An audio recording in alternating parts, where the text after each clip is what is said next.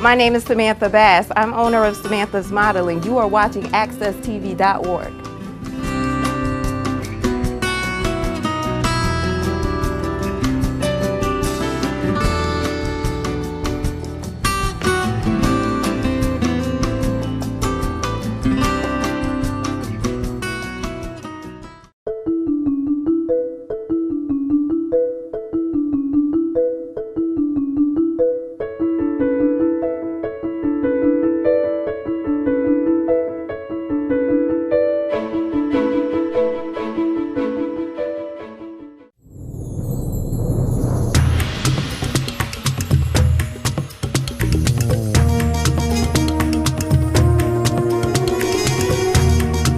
Hi, I'm Nyesha McCauley, and you're watching AccessTV.org.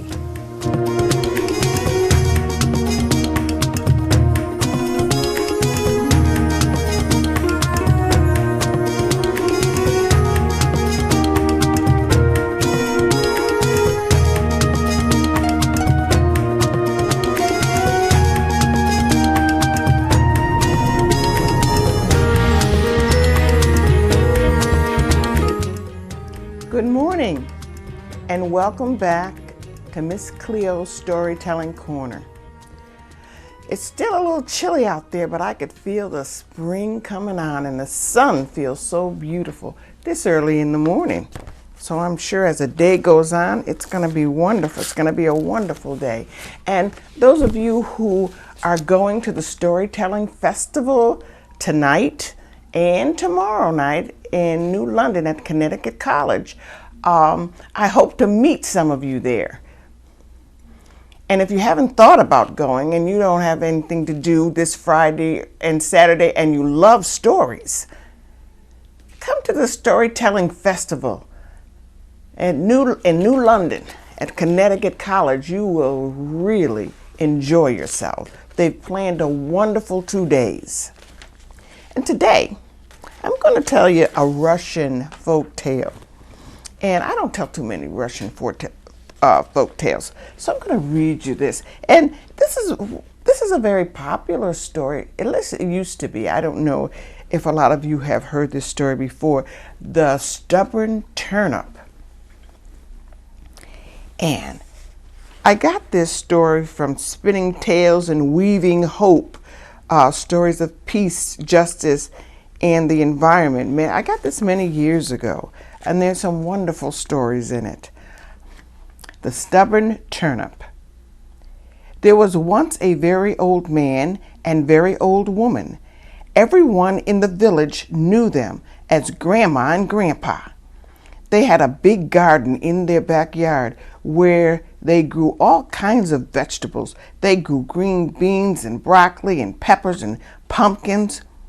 Well, one beautiful morning, Grandpa woke up early and thought to himself, I'd like to plant something different this year. Why, we'd never planted turnips before, so Grandpa rushed out to the garden and planted a turnip in the ground. But Grandma happened to be looking out the window and she saw Grandpa plant the turnip, so she made sure to water it every day. And both of them talked to the turnip because they had heard that all plants and vegetables like to be talked to. Grandpa would say, grow sweet and juicy. And Grandma would say, grow big and strong. And that turnip grew bigger and bigger. It grew sweet and juicy. It grew tall and enormous. It wasn't long before the leaves were almost as tall as Grandma. One morning, Grandpa went out to the garden to look at the turnip. Grandma, come look quick. My turnip has gotten so big. Ho, ho, Grandpa, your turnip indeed. Didn't I water it every day? It's my turnip. Ho, ho, ho. I planted it, didn't I? It's my turnip. And Grandpa and Grandma got into a terrible fight. And the whole time they argued that turnip got bigger and bigger. One morning, Grandma woke up early. When she looked out of the window, she saw a rabbit out in the garden. Goodness, I'd better pull up the turnip before that rabbit eats it all up. So Grandma went out to the garden, bent over that turnip, and grabbed a hold of the leaves. Then she pulled, and she puffed, and she puffed, and she pulled. But that stubborn turnip, would not move. So Grandma thought to herself, I'll bet if I make up a song and dance around the turnip, I can coax it out of the ground. So Grandma sang and danced. Turn up, come on up. Turn up, come on up. Then she pulled, and she puffed, and she puffed, and she pulled. But that stubborn turnip would not move. Later on, Grandpa went out to get another look at his prized turnip. I'd better pull up this turnip before it's too tough to eat. So Grandpa pulled, and he puffed, and he puffed, and he pulled, and the whole time he decided to sing a song. Turn up, come on up. Turn up, come on up. Then he pulled, and he puffed, and he puffed, and he pulled. But that stubborn turnip, would not move. He decided to call Grandma to help him. Hey, Granny, let's pull up our turnip together. Grandma smiled to herself. Yes, Grandpa, let's pull up our turnip together. So Grandma stood behind Grandpa with her arms around his waist, and all the time they sang, turn up, come on up, turn up, come on up. Oh, Grandpa, this turnip is very stubborn. We need some more help. Hey, why don't you all sing that song with us? Maybe we can get it up that way. Are you ready? Turn up, come on up. Turn up, come on up. Oh, they pulled and they puffed and they puffed and they pulled, but that stubborn turnip would not move. Grandma wiped the sweat from her brow. Grandpa, we need some more help. Why don't we call our grandson Alex to help us? Alex, they called. Oh, Alex must be asleep as usual. Why don't we all help call Alex? Alex! Alex! Alex! That woke up that lazy good-for-nothing. Alex came running. He pulled behind Grandma, who pulled behind Grandpa, who pulled at that stubborn turnip, and everyone sang, here we go. Turn up, come on up. Turn up, come on up. They pulled and they puffed and they puffed and they pulled, but that stubborn turnip would not move. Grandpa wiped the sweat off his brow. Grandma, this silly turnip is laughing at us. We need some more help. Why don't we all call our dog Ivan to help us? Ivan! Ivan! Ivan the dog came and pulled behind Alex, the grandson, who pulled behind Grandma, who pulled behind Grandpa, who pulled at that stubborn turnip, and everyone sang. You ready? Turn up, come on up. Turn up, come on up. They pulled and they puffed and they puffed and they pulled, but that stubborn turnip would not move.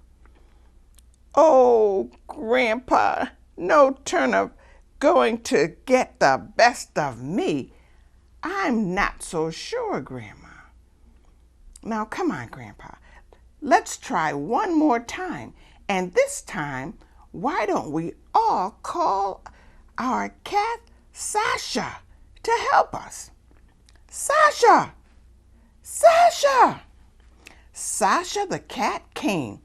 She pulled behind Ivan the dog, who pulled behind Alex the grandson, who pulled behind Grandma, who pulled behind Grandpa, who pulled at that stubborn turnip, and everyone sang, "Turn up, come on up, turn up, come on up." They pulled and they puffed and they puffed and they pulled, but that stubborn turnip would not move.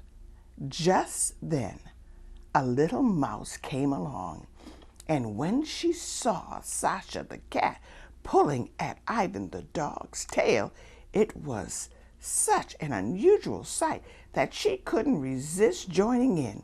And Grandpa and Grandma and Alex and Ivan and Sasha and the little mouse pulled with all their might. Come on, give a big pull with us. Make a big gesture. And they pulled, and just then there was a very loud noise. Push! And the turnip came out of the ground so suddenly that they all fell down. Then Grandma and Grandpa and Alex and Ivan and Sasha and the little mouse all got up from the ground. They were so pleased and surprised that the mouse was able to help them pull up the turnip that they invited her to have supper with them. Then Grandma and Grandpa picked up the turnip and dragged it into the house. It was the biggest, the sweetest, the juiciest, the most delicious, the most enormous, the most beautiful, the most remarkable, and the most unusual turnip in all the world. Oh, I love that story. I love that story. And you never know who's going to help you get to your goal. You wouldn't think a little mouse would be the final thing that helped get that turnip out of the ground. I bet you that mouse didn't think that either. But you never know. So you always have to try. And thank you for being here for Miss Cleo's Storytelling Corner. And now we're going to take a little break. And I'll be right back with you. See you in a bit.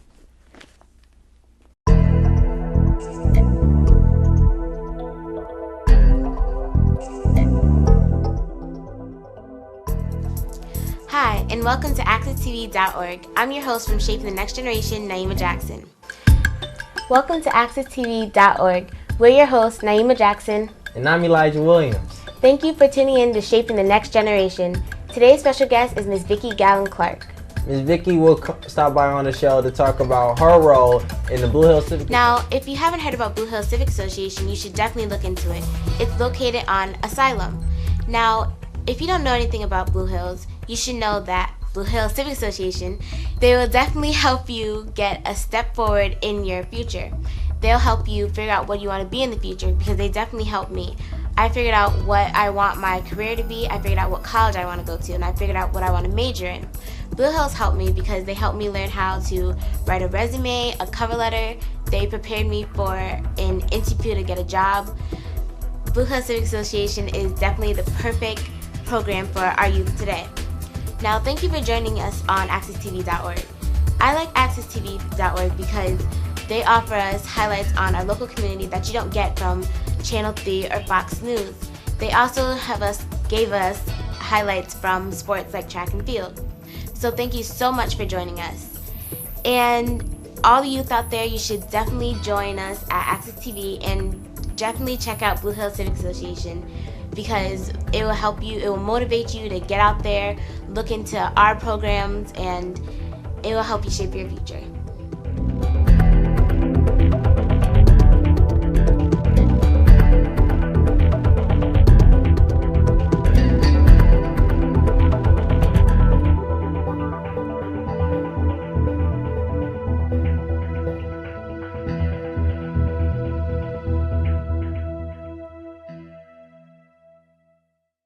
Welcome back to Miss Cleo's Storytelling Corner.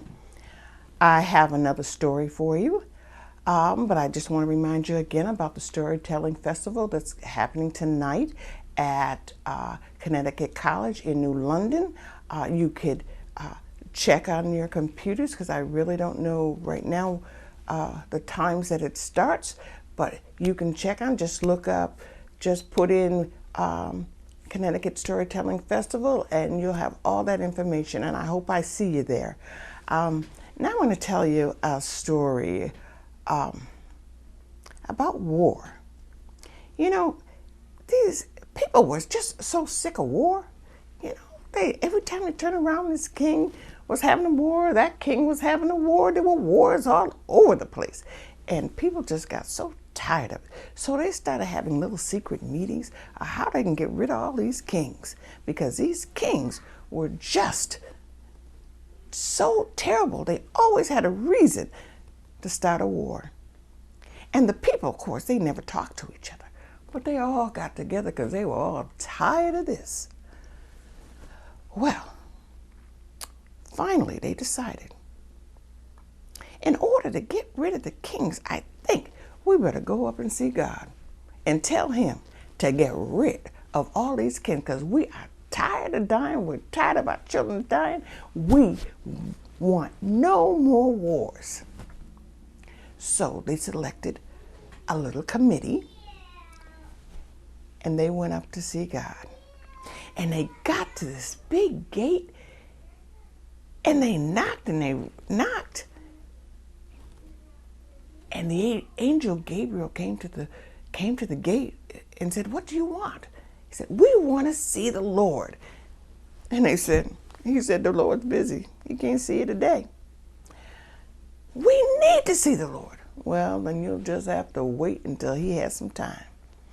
And they waited and they waited and they waited. 1 week went by and they still waited. 2 weeks went by and they still waited. Finally, the gate opens and Gabriel brings them to the Lord. And they explained the whole situation to the Lord. They said, "Please," no, I have to tell you what the Lord said first. First, the Lord said, "What can I do for you?" And then people just looked at the Lord, just like to say, "Hey, you need to get rid of these kings. They're killing us. We have all of these wars and we need to get rid of them." And the Lord said, "Kings? I don't ever remember creating any kings. I don't know what a king is." "You created." "I do not know what a king is. I do not know what you're talking about, so you will have to leave." And as they started leaving, they looked so pitiful that the Lord said, "All right, come back." He said, "Gabriel, go look in the big book and see if there's such a thing as kings." So they waited there. Oh, they waited there for a week, maybe 2 weeks, waiting for Gabriel to go through the whole book. I don't know how long it took, but it took a very long time. And Gabriel came back and said, I don't see anything about a king. I don't see where you created kings. I don't know." The Lord said, "I don't know what you're talking about. You had to create the kings," the people said. "We need help. We need to get rid of these kings." The Lord said, "I can't get rid of them if I didn't create them. I don't know." "Gabriel, go look at that book from the very beginning, the book with everything in it, and tell me if there's anything in it about me creating a king." So Gabriel went back and he looked and he looked and he looked and he could find nothing about a king. And so finally he came back and he said, "I'm sorry, Lord, I see nothing of a king." And the Lord looked at the people and they were begging, "Please." And the Lord said, "Look, I did not create this king. You must go back and figure out how you are going to get rid of these kings, because it wasn't me that brought them here. So I can not help you any longer. Now you must leave. And the people, wow, looked so sad and looked at the Lord and didn't understand what he was talking about. He didn't create the kings. Who created the kings? So the people walked out of the gate. And as they were walking out of the gate, the Lord whispered, I will always be with you. So, that is the end of that story. I guess the Lord could not get rid of the kings since he didn't create them. I guess whoever created those kings had to get rid of them, had to find a way to get rid of them. And I think that when they start trying to get rid of the kings, the Lord will be right there to help them, don't you think? You think that's what he meant? I kind of think that's what he meant. I'm not sure, but I think that's what he meant. I have to tell you another story. And on this story, you are going to have to find the ending. Not me. Okay. There was some wars. A little shrimpy king. Well, he was very short, so he had a little Napoleon attitude. But he had a very funny grin that was very noticeable, kind of sinister grin.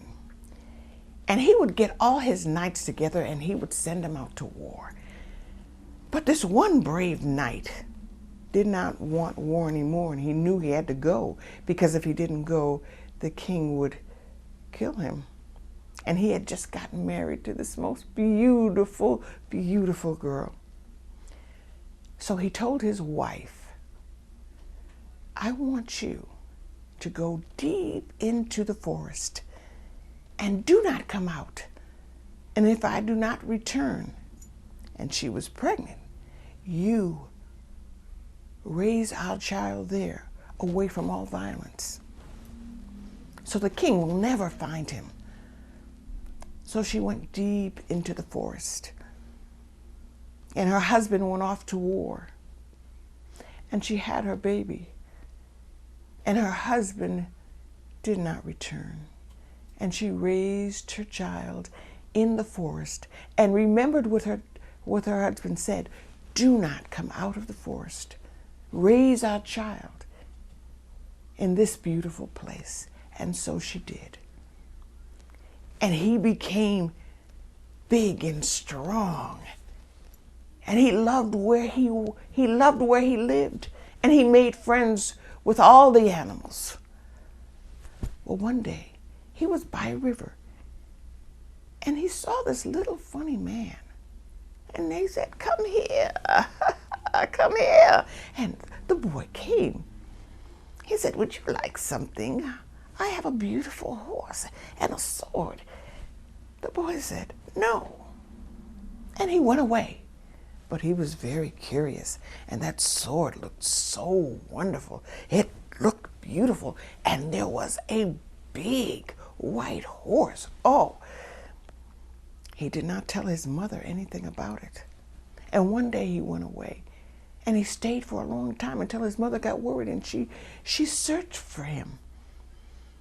But he did not tell her about the river and the little funny man and the beautiful horse. And she says, do not wander off like that for long periods of time, because it frightens me and I do not know what's happening. And he said, yes, mother. But as time went on, his curiosity just got the best of him, and he went back to that river and he saw that little man again with that little sinister grin. Don't you want this beautiful horse? Oh, yes, it was beautiful. And this beautiful sword. You can come with me, and you can be with me always in a beautiful kingdom. Oh, the boy was so happy. He was so excited. He jumped on the horse and he took sword. And as he took the sword, his mother came and said, "No, no, no." But that boy rode off. And when he rode off, of course it was the king. The king sent him to war. And this horse, nothing could beat the horse and nothing could beat the sword. And he was in one war after the other. And he killed and he killed. And he was covered with blood and stained his clothes and he couldn't get off. He wondered, when would this end? He sat down one day. He said, "I cannot do this." And he went back to the king and said, "I cannot do this." But he fell in love with the king's daughter. Oh my goodness. And they were so much in love. And the king says, "Well, if you go to one more battle, I will give you my daughter to marry." And as much as he did not want to, he went to battle once again. And he could not get the violence out of his head. He could not wipe up all of the blood that he had shed. But he came back and he said, "That is it. I will not go to war again." In the meantime, the king put his daughter up in a tower. "And if you do not go to war again, you will never see my daughter again." And he said, "I will not go to war." But he went and he looked for the daughter and he found her up in this tower with guards all around, his sword drawn. His aching that he did not want to use his sword again. So, what do you think he did? The end of that story is for you. What did he do? Did he fight? How did he get his beloved princess out of that tower? You let me know. Now it's time to go. I'm sorry, so quickly. We have to leave you. Remember, read a little, write a little. Try to get to the storytelling festival tonight and tomorrow. And you take care. I'll see you next time.